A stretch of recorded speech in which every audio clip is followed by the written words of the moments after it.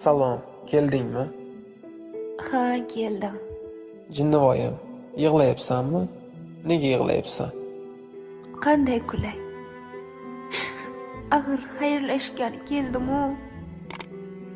Ertaga to'yim.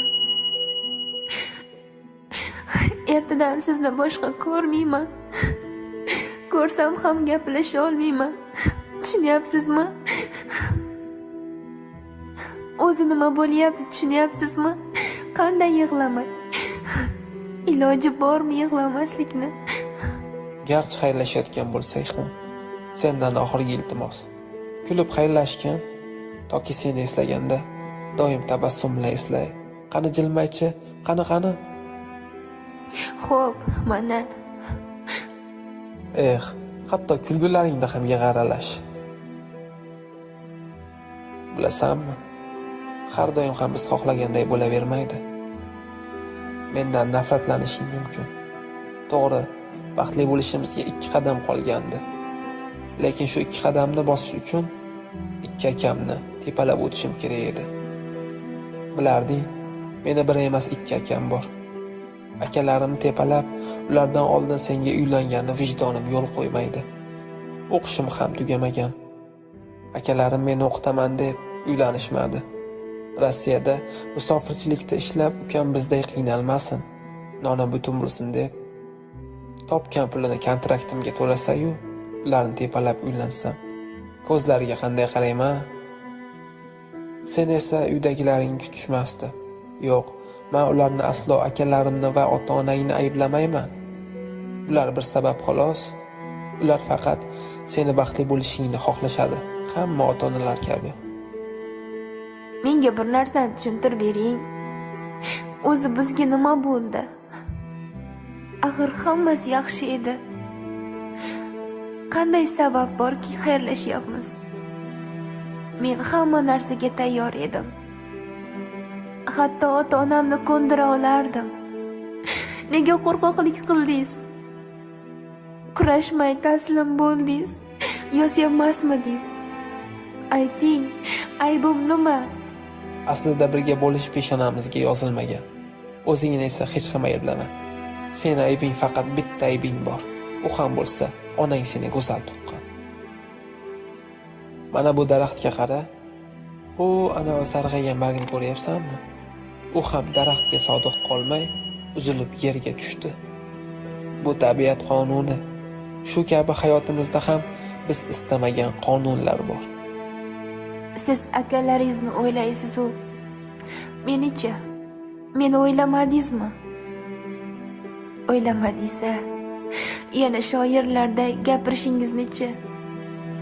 Onam meni chiroyli tuqqandan ko'ra baxtli tuqsa bo'lmasmidi? Axir men sizga sodiq qolmoqchi edim-ku. Endi odamlar sevgiga ishonmay qo'yadi. Bilaman, senga tanlashgan yoring yaxshi inson. Har taraflama o'zingga mos. Keyin ro'zg'or uy yumushlari bilan sog'inishga vaqting ham bo'lmaydi. Yoningda yoring ham bo'ladi. Meni o'ylama. Aslida hammasi senga qiyin. O'zga qo'llarga, o'zga muhabbatga, boshqa barmoqlar sochlaringni o'ynashiga ko'nikishing kerak. Sog'insam-chi? Unda nima qilaman? Buning uchun senga Allohdan katta sabr kuch va matonat tilab qolaman. Sizchi? Siz sog'insangizchi nima qilasiz? Meni o'ylama. Aslida hammadan ham senga qiyin bo'ladi. O'zga qo'llarga, o'zga muhabbatga, boshqa barmoqlar sochlaringni o'ynashiga ko'nikishing kerak. Buning uchun senga Allohdan katta kuch va sabr tilab qolaman. Bunaqa gaplarni gapirmang. Hozir battarroq yig'lab yuboraman. Mana ro'molchi. Voy, o'rganib qolibman. Doim xafa bo'lsang, yoshlaringni artib qo'yardim-ku. Endi bu gunoh yoshlaringni o'zing artib ol. Meni yig'lama deb o'zingiz yig'layapsiz-ku. Ana, ko'zingizda yosh ko'rindi. Bu quvonch yoshi. Axir ertaga sen orzu qilganday oq ko'ylak kiyasan. Ertadan keyin seni kelinchak deb atashadi. shirindan shakar o'g'il-qiz farzanding bo'ladi. Afsus, bu go'zallikni ko'rish menga nasib etmasa kerak. Shuni bilamanki, sen dunyodagi eng go'zal kelin bo'lasan. Boshqalarga o'xshab meni unut demayman. Chunki men har bir eslashing gunoh bo'ladi. Gunohkor bo'lishingni xohlamayman. Bir tush kabi unut. Shu paytgacha yaxshi tushlar ko'rayotgandik, uyg'ondik deb tasavvur qil. Hatto eslama. Agar sen tush bo'lganingda bir umr turmay uxlagan bo'lardim. Sendan so'nggi iltimosim, menga qilolmagan vafoni juft halolingga qilgan, doim kulib yurgan senga yarashadi. Sizchi nima qilasiz? Nima endi sizni hatto xayolan ham o'ylay olmaymanmi? Gunohmi? Chiday olarmikanman? Buni vaqt ko'rsatadi.